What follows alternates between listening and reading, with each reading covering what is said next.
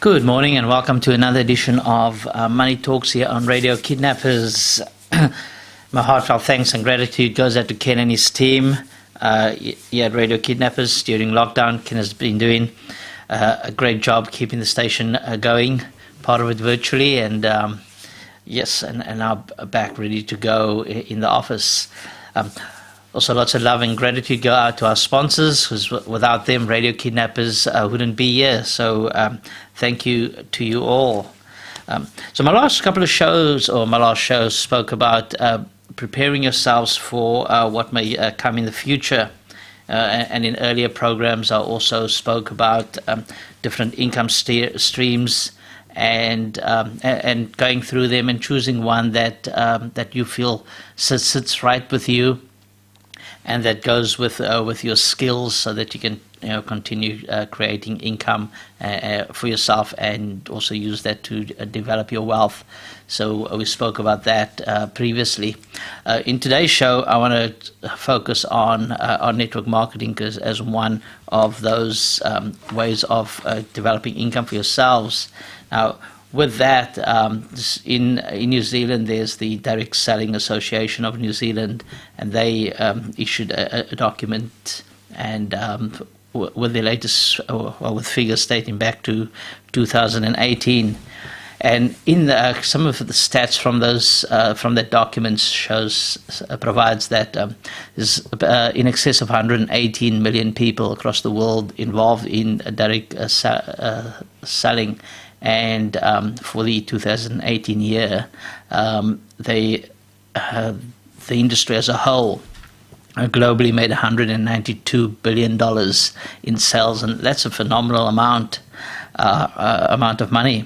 And here in New Zealand, the association provides there's 88,000 independent salespeople across New Zealand, and the majority of people in the industry are women at 71%, and a large majority operate on a part-time basis, and that's to supplement family income or personal income.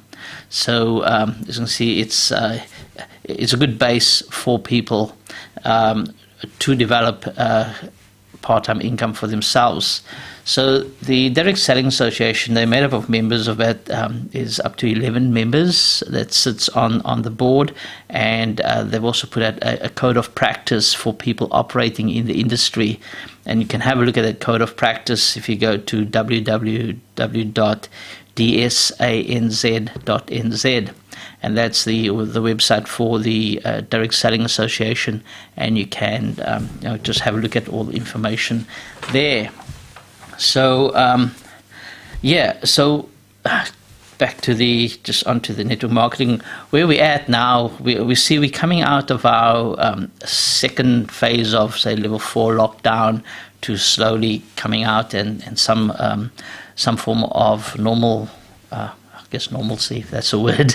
And the government's been great in supporting us, and whether that's the way they do it, and there are some critics to it, but my point to the critics is that we've never been in this type of situation.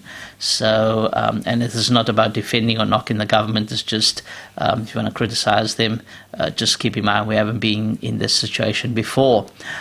They have provided lots of funding, lots of money to us all, and as I mentioned before, that has to be repaid, and it's likely our children and grandchildren will have to repay that, but that's an issue for another program. Right, so just back to us, and looking at where we are now with all the changes going on. So by now you must have realized that even though we're getting financial support from the government, and that's stopping as time goes on, no one is going to come and save us from a financial point. We basically we have to save ourselves on this point. And last week I was just speaking with a massage practitioner who mentioned that so ever since we went to level 4, their income stopped, and they haven't been able to earn any income. Also, local Dojang is in the same position because kids can't come and learn, karate, taekwondo, because it's lockdown. So their business and their income has just stopped. So they have to think of other ways that they can produce income for themselves. So and I've previously spoken about the different income streams which I mentioned before. So and there's no need to tell you that other than being in level 4 lockdown, there has been changes happening, constant changes happening in the world with robotics and new technology. And people have seen it with friends and family losing their jobs. So that's it's there. It's nothing new. It shouldn't be anything new to any of us listening to this particular program. It's just what are we going to do about it?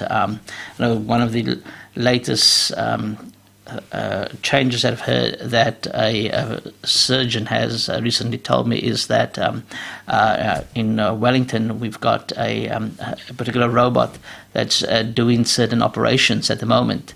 So it's quite amazing though, because the robot is learning as it goes each time it does a operation.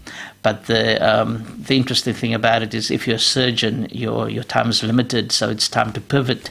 And surgeons, like other people, may know, yes, they have to pivot, but the thing is, pivot to what?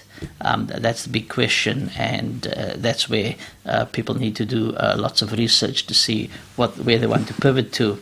So for me, I thought the network marketing business is a good way to pivot, and there's just if you decide, okay, it's not a thing for you, and people look at real estate or other businesses, those are good ideas too. I've heard assisted living is a good way to a good area to research. Also, cybersecurity is also a good area to research. Just with assisted living, we're all growing older, so we need people to help us out. With cybersecurity, we're more online, and we need security there. The thing is, most people don't have the money to just go and put it down to invest in that particular business. So you have to look at something else for you that you want to do. If you want to start up any business, it's I guess a traditional business, or even if you're doing something online, there's lots of costs involved with setting that up. And you may have a family, and you have a mortgage. So if you're stopping your income, and you're putting your house and your family at risk, so it better be a calculated risk. But you're starting up a business, and you're getting if it's a bricks and mortar business, you have to take out rent. A lease for the building. You have to purchase stock, and you may have to employ employees, and and there's all legals and involved in setting up a business, and you haven't even opened your door yet for your first customer. So there's a large amount of cost in there. And even if you have an online business, you may be selling products online. You still have to stock the products. So you need a warehouse, or if your garage is too small, hopefully your garage will be too small if you want to make your business work. And you may have to have employees. So again, you've got all this, and there's your website costs. You have all this costs before you set up your business. So you got to keep that in mind. And going back to, if you have a family, you have a house, it's a calculated risk, and you must do your numbers really properly. On the other hand, there's absolutely nothing wrong with just being an employee and having that sort of lifestyle. You know that you won't be financially wealthy, but you could still live a good life having that. So just with if you start with network marketing, right? one of the benefits is it doesn't require you to quit your job. You can to start in the business. You can start part-time, like most people do, and as pointed out by the Direct Selling Association, and from there you can develop your income. So you won't have any stress about covering your major expenses. For example, you're still working full-time and you are paying your mortgage, you'll be able to put food on the table, clothe your kids, and pay the school fees. So there's less stress from that, from not having to pay that because you're still working on a full-time basis. But part-time, you can then start developing income for yourself, which will be residual.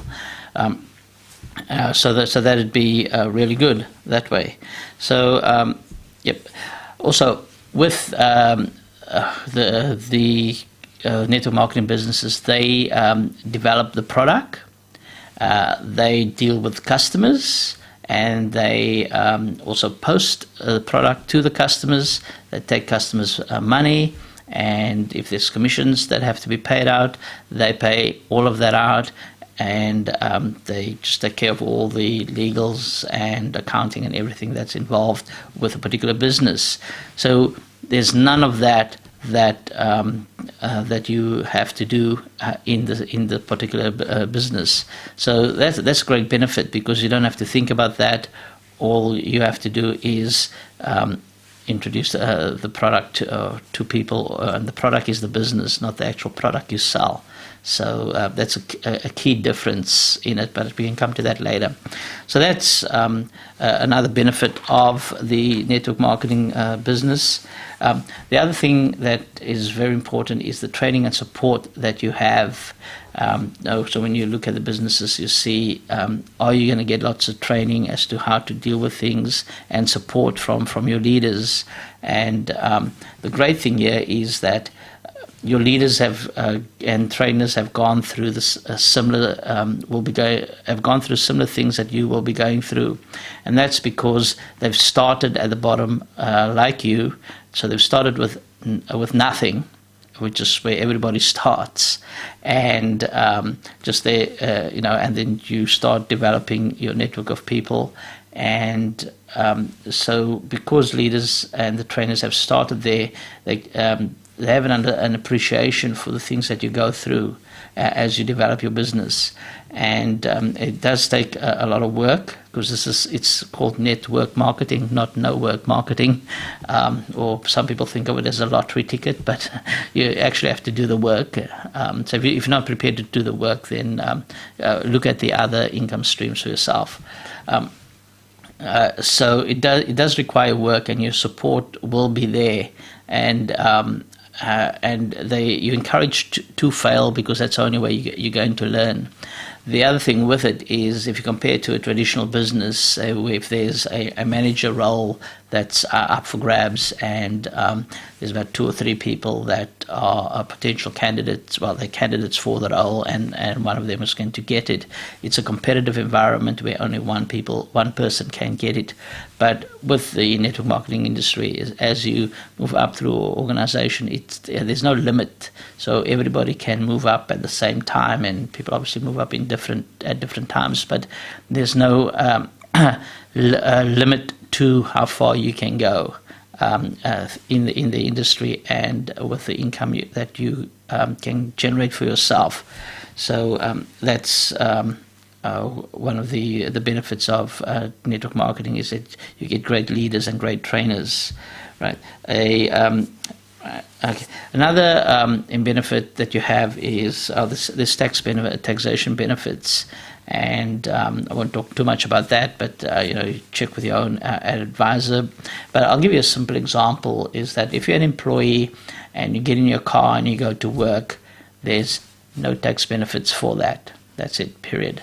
If you are running your network marketing business and you're running a business from home and you're going off to see a potential business partner or customer, there's benefits there with that for you, even if the business partner or customer doesn't come on board or order anything. you still the government still gives you benefits for your activity. So that's one of that's one of the benefits. There's many other tax benefits, but seek your personnel, seek advice from your tax advisor on that one. The other benefits is international, having an international business. So if you're with a network marketing company that operates in various countries, then from your part-time business in Hastings, Hawke's Bay, you can have a business in other parts of the world. They operate in Asia. There's more than a third of the world's population live there, so there's great potential for you. And with operating your part-time business from your home, so that's there, and also if you bring it closer, say with Australia, and when we can travel, if you have a team there and you want to go and travel to Australia to support your team, once we can travel again, you could go over there and let's just say there's you're into sport or art or something like that, and there's a big art exhibition there. You can go and if you're having your training session there and you're going to support your team, while you're there, you could go and see a sporting event or the art exhibition, and again, there are other benefits, including tax benefits for that. So those are some of the benefits. One of the other benefits is the income that you make is willable. So if you're an employee and you're earning your income, so you can set up your income. If you have any savings from that, you can set it up in a will, and that will go to your family or whoever you're leaving your estate to. With a network marketing business, your income from it is willable. That means that there's a potential there that future income that you earn, because it doesn't just stop when you die. It can still you can still earn income from it, and that income can go to your family or whoever you have in your estate, even though you've long gone past. So that willable income is there, which is great. The other benefit there gives you is time freedom, and for me, I look at time freedom as a way of being able to go to kids' sporting activities in the middle of the day. If you're an employee and you want to do that, you may have to take annual leave, or your employer may say no, and you may miss a sporting event, especially, I know in Hastings schools have netball, year 6 netball on a Wednesday afternoon. So for me, I've been lucky I can go to that and watch my daughter play netball. So that's sort of things with time freedom, and people will have their own other examples of what it is for them, which is great. Now, I think I'm almost out of time, but one thing that I do want to focus on quickly just before we go is another key benefit is changing your mindset in with a network marketing business, and you're changing your mindset from being an employee to an employer, or a business owner, more business owner than an employer. And a friend of mine, David, he described it to me this way: if you take two groups of people, one being a group of employees or one being a group of business owners, if they're employee and you put them in separate rooms, and you walk into the room with the employees and you ask them, do you want to be involved in the hamburger business? Employees will ask questions such as, when do I start? What is the finishing time? Do I have to make hamburgers and flip them over?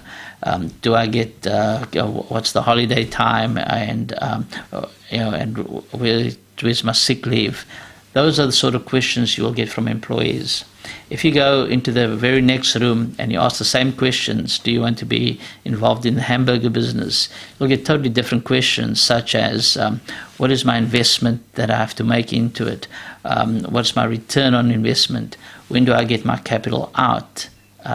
And those are the type of questions that business owners will ask compared to the employees. So with the training and the support in the network marketing industry that you get, it will also help you change your mind and think differently, and that helps in creating wealth for yourself. Now, the types of people that are involved in the industry, I've given you the numbers earlier, which come from the Direct Selling Association. There's 88,000 people in New Zealand alone. The type of people are normal, not normal, everybody's normal, I think, but your mums and dads, just people living normal lives, people looking at coming from so especially mums, they've been looking after the kids and they want to stay at home, but now they want to do something extra but still be there at home for the kids when they come out of school or take them and drop them to school. It goes across different industries, such as in the health practitioners are involved in the industry. There's some lawyers involved, accountants, people that have been economists, and just people that works in communication industries, is doctors, people from all walks of life are involved in the industry, and so it's you cannot tell who will see that there's something for them in the particular industry, but all you can do is take a look at what the industry has to offer, and look at the people that you're going to be dealing with in the particular industry or in a particular company, and look at the leadership, what products they have, the compensation plan, because you want to be richly rewarded, and if there's overseas opportunity there for you also. So those are the things to look out for with a network marketing business, and also just your type of business, and look at what you actually want to do as your income stream, because network marketing is just one of many. But for me, it's the more cost-effective one to start up with, because you don't have that big cost in starting up a business. You don't have to develop a product, do the branding, and look after the legals, deal with customer money, post-product. All that is taken away, and all you have to focus on is your network and growing it, and introducing the business opportunity. Now, I did mention before that there's a key difference between what the business opportunity really is. The business opportunity is not the products that are sold by network marketing companies. I mean, yes, they do sell products and services, and that's important. You have to do that because that's how you make your money.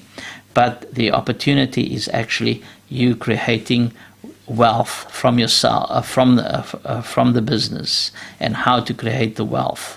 That is the business opportunity, not the product or the service. And that's a key difference, because most people default to the product or the service, but they miss the point that it's about creating wealth for yourself. So I'm getting the wind up. So thank you for tuning in. So lots of information. Listen to it again and again.